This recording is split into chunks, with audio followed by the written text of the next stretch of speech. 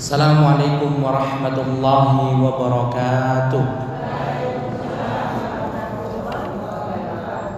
Alhamdulillahi mujzilil ata'i wa musbighil ni'am.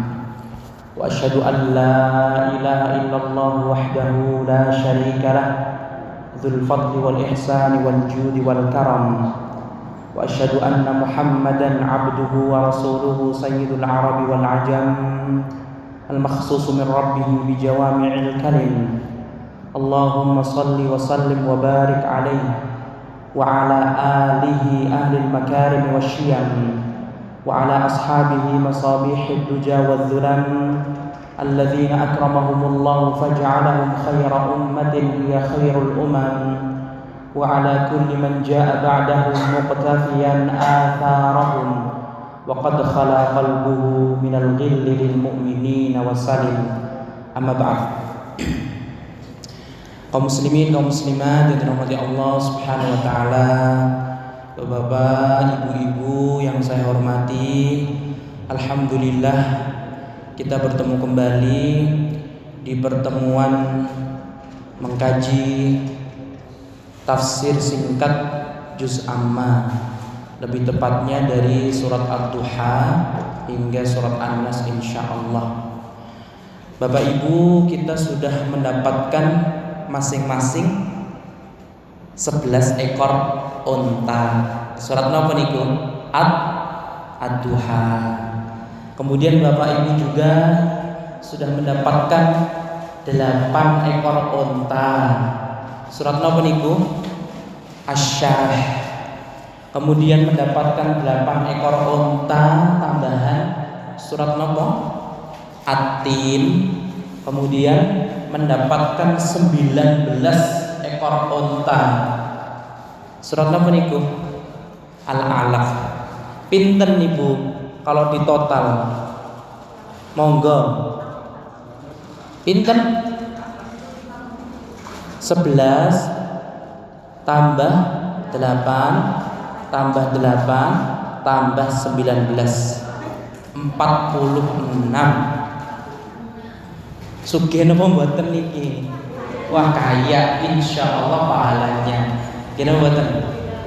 Pahala kata Nabi Muhammad, setiap kita membaca, mentadaburi satu ayat itu lebih baik daripada 1 ekor unta besar gemuk, masya Allah. 1 ekor unta niku pinten reganipun? Pernah saya sampaikan. 1 ibu 50 juta. Berarti 46 kali 50 juta pinten Bapak? 2,3 miliar. Terus mboten Bapak Ibu? 46 ekor unta dikalikan 50 juta rupiah, totalnya 2,3 miliar. Masya Allah. Itu pahala yang insya Allah Bapak dan Ibu dapatkan setelah mempelajari, merenungi, mentadaburi 4 surat. Sing setunggal surat Ad-Duha, yang kedua surat Asy-Syarah, yang ketiga surat At-Tin, yang keempat surat Al-A'la. Sakniki Bapak Ibu yang dirahmati Allah Subhanahu wa taala, kula izin membahas surat paling pendek. Ya bukan paling pendek. Kalau Bapak Ibu ditanya surat paling pendek ten Al-Qur'an itu surat apa? Al-Kautsar. Sing paling pendek niku surat Al-Kautsar. Inna a'tainakal kautsar fashalli li rabbika wanhar inna syani'aka huwal abtar. Itu paling pendek Bapak Ibu. Kalau ayat yang paling pendek apa? Pernah personal dari surat Ar-Rahman, bunyinya mudhammatan pun. Cuma 1 kata dalam bahasa Arab. Itu ayat yang paling pendek. Kalau ayat paling panjang apa? Ayat hutang piutang. Surat Al-Baqarah. Itu loh Bapak yang paling panjang, 1 halaman gitu. Biasanya kalau kita tadarus gitu kan, ki sapa sing arep maca wis kesel dhisik, ngene mboten. Karena terlalu panjang ya alladzina amanu idza tadayantum bidainin ila ajalin musamman faktubu wal yaktub bainakum, kan panjang sekali. Satu muka. Itu ayat terpanjang. Kalau surat terpanjang Bapak napa? Al-Baqarah. Jadi surat terpanjang Al-Baqarah, surat terpendek Al-Kautsar, ayat terpanjang ayat utang piutang surat Al-Baqarah, ayat terpendek Mudhammatan dalam surat Ar-Rahman. Begitu. Bapak Ibu yang dirahmati Allah Subhanahu wa taala, kita akan membahas satu surat yang mana satu surat ini memiliki keagungan yang sangat luar biasa. Jadi tema di dalam surat ini itu benar-benar menakjubkan. Kalau kita mau merenungi satu surat ini, kita akan insya Allah semangat membaca Al-Quran. Surat apa nih Bapak? Al-Qadar.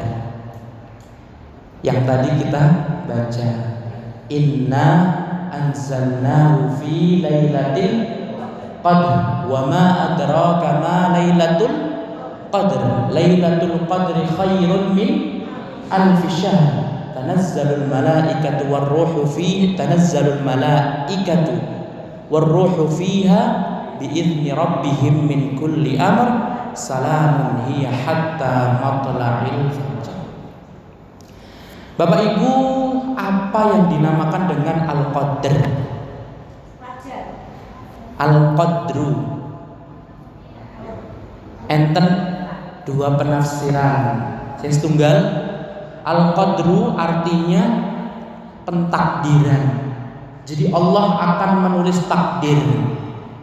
Allah menulis takdir pinten Bapak? 3 kali. Allah menulis takdir. Takdir itu napa toh? Takdir niku ketetapan. Sing mau tidak mau kita harus menerima. Mau tidak mau itu harus terjadi. Contoh takdir niku napa? Misalkan Bapak Ibu sakit. Nggih, sedaya pengen sakit apa mboten? Mboten toh. Tapi kadang kita terpaksa sakit, itu termasuk takdir. Atau misalkan Bapak Ibu naik motor keserempet, siapa sih gelem keserempet Bapak? Mboten enten kan? Atau naik mobil, atau dagangannya mboten laris, ini semuanya takdir. Nah, ada juga takdir yang baik, ada takdir yang buruk. Kalau takdir yang baik banyak sekali Bapak, seperti Bapak diberikan kesehatan, umur panjang, dilancarkan rezeki, bisa bernafas, bisa makan, bisa minum. Ini semuanya takdir yang baik. Kalau takdir yang buruk, ya seperti tadi contohnya. Takdir yang baik, takdir yang buruk, itu semuanya atas izin Allah. Tetapi takdir yang buruk itu hasil dosa kita Bapak. Jadi kadang kita mendapatkan sakit, kita harus introspeksi diri. Kalau kita dapat kecelakaan, harus introspeksi diri. Kalau putra kita anak durhaka, kita harus introspeksi diri. Jadi wal khairu kulluhu biyadaik wasyarru laisa ilaik, itu kata Nabi Muhammad. Semua takdir baik datangnya dari Allah, sedangkan takdir buruk datangnya dariku, bukan darimu ya Allah. Begitu. Jadi Al-Qadru artinya adalah ketetapan takdir. Allah menulis takdir niku Bapak 3 kali. Yang pertama takdir abadi. Takdir abadi niku benar-benar gak bisa dirubah. Takdir abadi niku yang mengetahui hanya Allah Subhanahu wa taala. Nabi Muhammad boten ngertos, Nabi Jibril juga boten ngertos. Takdir napa niku? Abadi. Atau istilah kita penulisan takdir di Lauhul Mahfuz. Lauh artinya lembaran, mahfuz yang dijaga. Enten ta surat Al-Buruj nggih napa mboten? fi lauhin mahfuz. Nggih, pirsa surat Al-Buruj. Nah, kapan penulisan takdir selamanya ini Bapak? Abadi. Penulisan takdir ini sebelum Allah menciptakan langit dan bumi. Sebelum Allah SWT menciptakan langit dan bumi, sebelum Allah menciptakan Nabi Adam, sebelum semuanya diciptakan. Para ulama berbeda pendapat, mana yang pertama kali diciptakan? Arsy Allah, singgasananya Allah, atau pena? Ala kulli hal, yang jelas Allah Subhanahu wa taala menciptakan pena terlebih dahulu. Pena itu apa toh? Pulpen. Apakah pulpennya sama seperti pulpennya Bapak? Boten. Karena kita tidak mengetahui perkara gaib. Perkara gaib itu yang tidak ada dilihat oleh kita. Misal, Bapak nanya sama kula, Mas Haris ngerti apa ora ning omahku ana apa wae?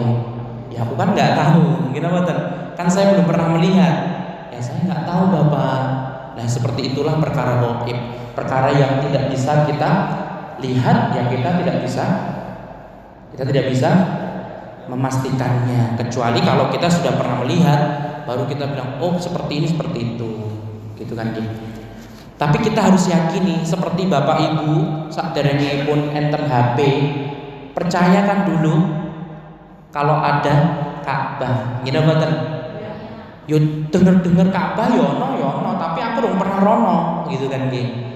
Nah, saat ini kan enten HP, enten YouTube, jadi melihat oh Ka'bah itu seperti ini. Jadi kita harus mempercayai adanya pena. Makanya Allah mengatakan nun wal qalami wa ma yasturun. Allamal insana ma lam ya'lam, atau yang namanya Ar-Rahman 'allamahul bayan dan seterusnya. Allah pertama kali menciptakan pena, pulpen. Kemudian Allah SWT mengatakan uktub, tulislah kamu. Kemudian pena tadi berkata, wa madza aktub, apa yang hendak aku tulis ya Allah? Kata Allah, uktub ma huwa kainun ila yaumil qiyamah. Tulislah semua apa yang akan terjadi sampai hari kiamat. Setelah itu penanya menulis Bapak. Penanya menulis semua. Penciptaan langit, penciptaan bumi, penciptaan orang tua kita, penciptaan anak kita, penciptaan cucu kita sampai hari kiamat. Dan sampai sekarang Bapak Ibu, pena itu masih bergerak menulis. Ketika Isra Mi'raj, Nabi Muhammad SAW itu kan bertemu dengan Allah di atas langit ketujuh. Rasulullah SAW mendengar suara penanya bergerak, terus menulis, mencatat takdir. Nah, takdir yang Allah ciptakan ini Bapak Ibu, yang sudah lama sekali, itu namanya takdir abadi. Takdir apa? Abadi, yang Allah simpan di lembaran terjaga. Bahasa Arabnya apa? Lauhun mahfuz, lembaran yang dijaga sama Allah. Ini benar-benar gak ada yang mengetahui kecuali Allah. Termasuk hari kiamat, termasuk kapan meninggalnya kita, termasuk kapan kita lahir, termasuk kapan cucu kita lahir, termasuk kapan kita sakit, termasuk kapan kita gulung tikar bisnisnya. Semuanya ditulis sama Allah. Karena Allah SWT maha menulis banyak banget atas izin Allah SWT. Nah, ini kalau bahasa kita apa? Arsip. Gini apa buatan? Arsip sing paling bener-bener komplit, plit begitu. Nah, kemudian enten penulisan takdir yang sifatnya niku ketika kita mau lahir di muka bumi. Istilahnya takdir perorangan. Takdir perorangan. Kapan niku Bapak? Ketika seorang bayi masih berada di dalam rahim. Pinten dinten? 40 hari, 40 hari, 40 hari. Sampai total pun pinten? 120 hari datanglah malaikat. Ya. Fayu'maru bi arba'i kalimat. Malaikat ini diperintahkan Allah untuk mencatat 4 hal. Nah, ini takdir setiap manusia atau takdir seumur hidup sekali. Tetapi takdir ini tidak terlepas dari arsip paling besar tadi. Takdir apa? Lauhul Mahfuz atau abadi tadi. Gak ada yang mengetahui yang abadi ini kecuali Allah. Itu. Ketika bayi itu nanti tulis apa? Bikat birizqihi wa ajalihi wa amalihi au syaqiyyun au sa'id.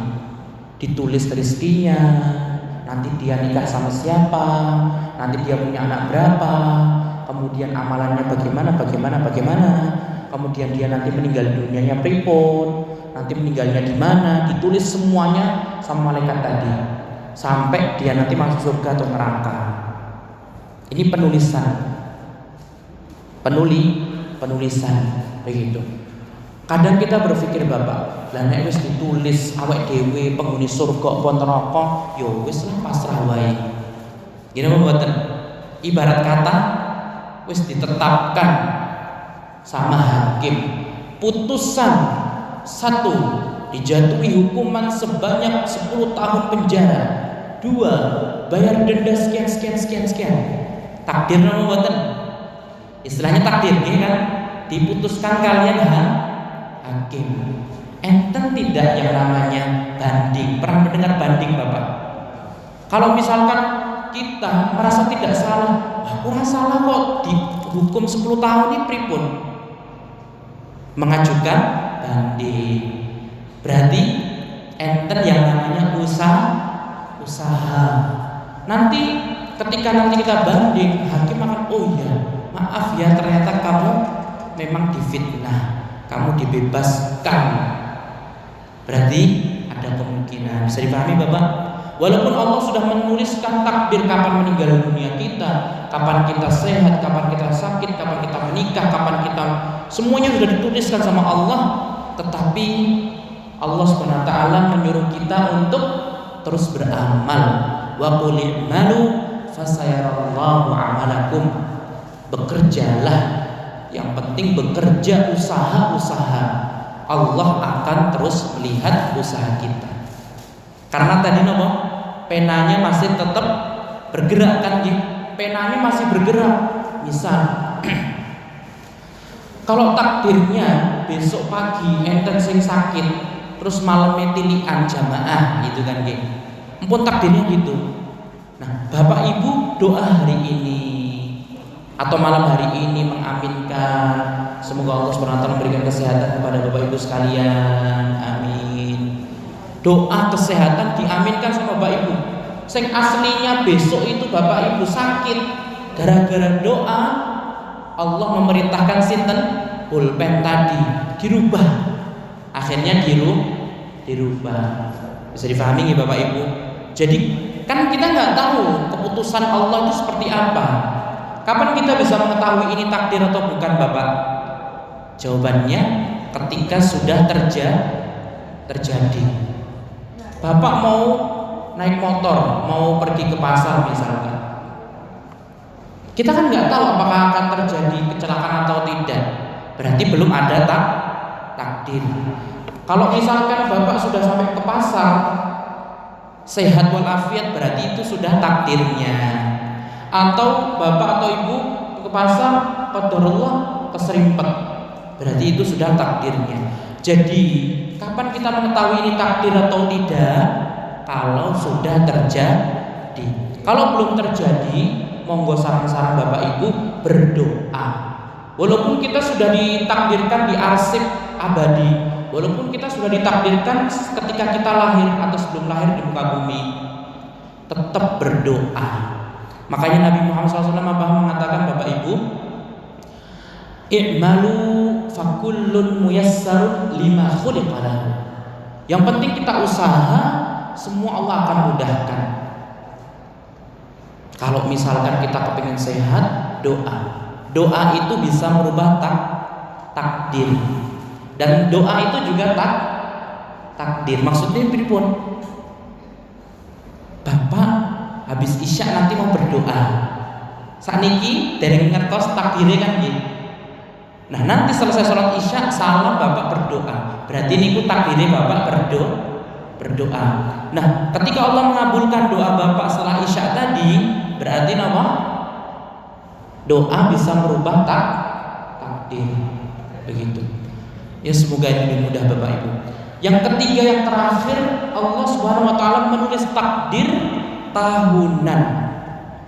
Jadi enten revisi setiap tahun sekali. Kapan niku?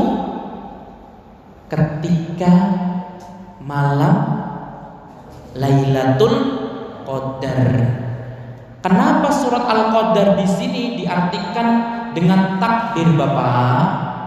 Karena di dalam malam Lailatul Qadar Allah merevisi semua takdir 1 tahun ke depan. Malam Lailatul Qadar niku kapan toh? Bulan Ramadan. Lebih tepatnya 10 terakhir bulan Ramadan. Lebih tepatnya lagi malam-malam ganjil. Rasulullah SAW mengendika dalam hadis yang sahih riwayat Imam Bukhari dan Muslim, taharrau lailatul qadri fil ashril awakhir atau fil witri bil ashril awakhir min Ramadan. Carilah malam Lailatul Qadar pada malam-malam ganjil di 10 terakhir bulan Ramadan. Malam ganjil niku pinten? 21, 23, 25, 27, 29. Itu malam ganjil. Enten pinten? Enten 5 nggih, enten 5. 21, 23, 25, 27, 29. Nah, ketika malam Lailatul Qadar niku datang Bapak Ibu, Allah Subhanahu wa taala akan menulis kembali takdir kita 1 tahun yang akan datang. Jadi kalau Bapak Ibu ingat, wah ini malam terakhir bulan Ramadan, 10 terakhir malam-malam ganjil, monggo sarang-sarang nopo berdoa. Berdoa nopo? Berdoa agar Allah merubah nasib kita, agar Allah merubah takdir kita. Misal di abadi, takdir abadi, Allah takdirkan kita meninggal tahun 2026. Setelah Idul Fitri, misalkan takdirnya meninggal 2026. Ketika Bapak Ibu ingat, oh ini malam-malam ganjil, monggo berdoa agar diberikan umur panjang, diberkahi umurnya, memperbanyak amal soleh dan yang lainnya. Kalau Allah Subhanahu wa taala mengabulkan Bapak, takdir kita akan berubah. Direvisi sama Allah, wes iki rasa meninggal tahun ini, meninggalnya 10 tahun lagi nggak apa-apa. Berarti napa? Dapat bonus melih. Sekali lagi, tidak ada yang mengetahui takdir kecuali Allah Subhanahu wa taala. Tetapi kita bisa mengetahui ini takdir atau bukan setelah terjadi. Wis nggak usah pusing-pusing Bapak Ibu mikirin takdir gitu, nggak usah pusing-pusing. Yang penting kata Allah apa? Wa qulil malu fasayarallahu amalakum wa rasuluh. Bekerja saja, semangat beribadah, berdoa. Insya Allah semuanya akan dimudahkan. Pesan Nabi juga tadi. Soalnya kalau kita mikir-mikir takdir, capek deh Bapak. Takdirku kaya ngene, aku dadi wong miskin, nggih piye? Gak usah dipikirin Bapak, berdoa saja. Senjatanya kita ini berdoa. Kalau kita berdoa sama Allah, Allah akan rubah nasib kita insya Allah. Itu sing setunggal Bapak. Jadi kalau ditanya apa arti Lailatul surat Al-Qadar, jawabannya karena Allah akan menulis takdir kita. Di ayat kepinten yang enten penulisan takdir, ayat keempat Bapak, tanazzalul malaikatu warruhu fiha biizni rabbihim min kulli amr. Kalimat min kulli amr ini kita garis bawah Bapak. Artinya pun apa Ibu?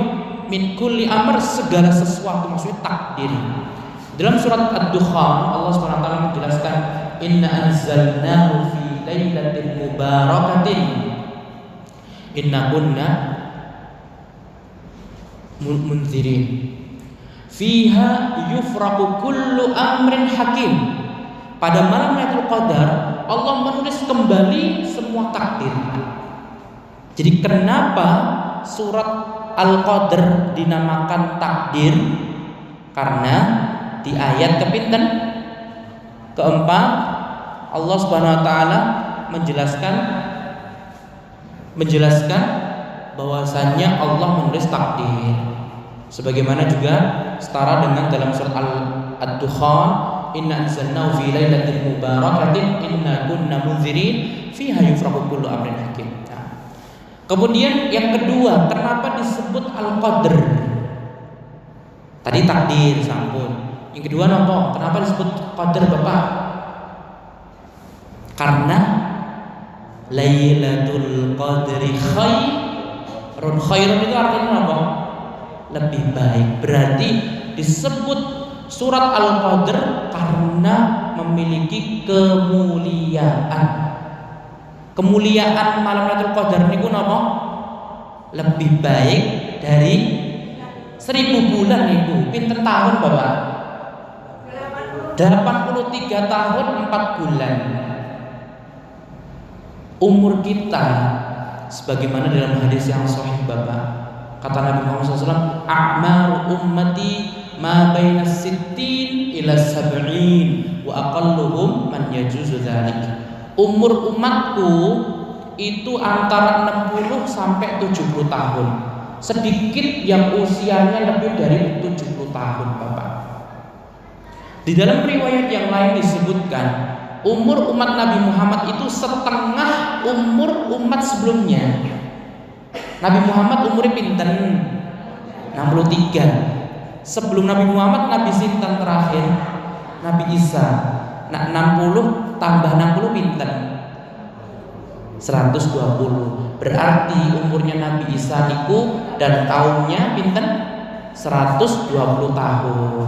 Tetapi Nabi Isa belum genap 120 tahun karena Nabi Isa sudah diangkat ke langit dulu sama Allah. Besok sebelum hari kiamat Allah turunkan Nabi Isa untuk membunuh sinten? Dajjal, untuk menghapus menghapus sing bapak ibu nek tumbas motor nek tumbas uang duwe omah ya, omah-omahe dhewe kok ya dikon bayar. Kenapa mboten? Motor-motore dhewe kok ya iso dikon bayar. Nah, iki pripun istilahnya gitu. Nanti Nabi Isa datang menghapus pajak. Enggak boleh pajak. Enten meneh membunuh babi, mematahkan salib dan yang lainnya. Nanti habis itu umur Nabi Isa disempurnakan. Nah Bapak Ibu, walaupun umur umat Nabi Muhammad niku 60 sampai 70 tahun, Allah Subhanahu wa taala memberikan kasih sayangnya kepada kita. Malam Lailatul Qadar niku kekhususan umat Nabi Muhammad. Ngertos mboten Bapak Ibu? Jadi nak umat-umat sebelumnya itu mboten enten istilah Lailatul Qadar, itu mboten enten. Mboten enten. Mereka umurnya panjang tapi amal solehnya yo banyak. Capek mereka Bapak Ibu. Tapi kita umurnya pendek tapi Allah kasih hadiah Lailatul Qadar yang lebih baik daripada 1000 bulan. Bapak sedekah di malam Lailatul Qadar itu pahalanya akan dilipat gandakan seperti Bapak setiap hari selama 83 tahun 4 bulan. Kalau Bapak sholat malam atau baca Quran atau mengikuti pengawasan atau berbakti kepada orang tua, berbakti kepada suami ibunya, ya, dilakukan di malam Lailatul Qadar itu pahalanya lebih banyak daripada 1000 bulan 83 tahun. Nah sakniki kita alhamdulillah diberikan umur panjang. Nggih napa mboten? 2026. 2025 secara logika kita ketemu nggak malam Lailatul Qadar Bapak? Yuk ketemu, gini apa mboten? 2024 kita ketemu nggak malam Lailatul Qadar Bapak? Yuk ketemu lagi. Cuma Bapak mungkin lupa amal apa yang saat itu dilakukan. Kalau kita lupa ya kita berdoa semoga Allah SWT melipat gandakan pahala kita semuanya lebih dari puluhan ribuan bahkan jutaan tahun. Kalau saat ini Bapak Ibu usianipun pinten, monggo tak hitung nggih. Misal nggih, mohon maaf. Misal Bapak usianya 40, muda, 30 mawon nggih. Kita semuanya akan masuk surga usia pinten? 30. Semuanya akan masuk surga dalam usia 30 tahun karena masa muda. Kalau misalkan Bapak Ibu selama 20 tahun pun sholat 20 tahun apa niku mengikuti taraweh, sedekah, atau mungkin 10 tahun, atau Bapak Ibu lagi deket sama masjid 5 tahun, tinggal dikalikan 3 tahun 160 kalau Bapak Ibu sampun 20 tahun setiap tahunnya bertemu dengan malam Lailatul Qadar. Jadi Bapak Ibu, semua orang di muka bumi ini bertemu dengan malam Lailatul Qadar. Yang membedakan apa? Orang tadi beramal atau boten? Kira boten? Ya, malam-malam ganjil 10 malam terakhir bulan Ramadan. Lah kok boleh bakdan? Gila, boleh bakdan ini boten malam Ibu. Ya, golek bakdan buat anak-anak kita atau belanja apapun, siang nggak apa-apa, pagi nggak apa-apa. Ya, syukur-syukur pakaian yang sebelumnya yang masih bagus dipakai lagi, begitu.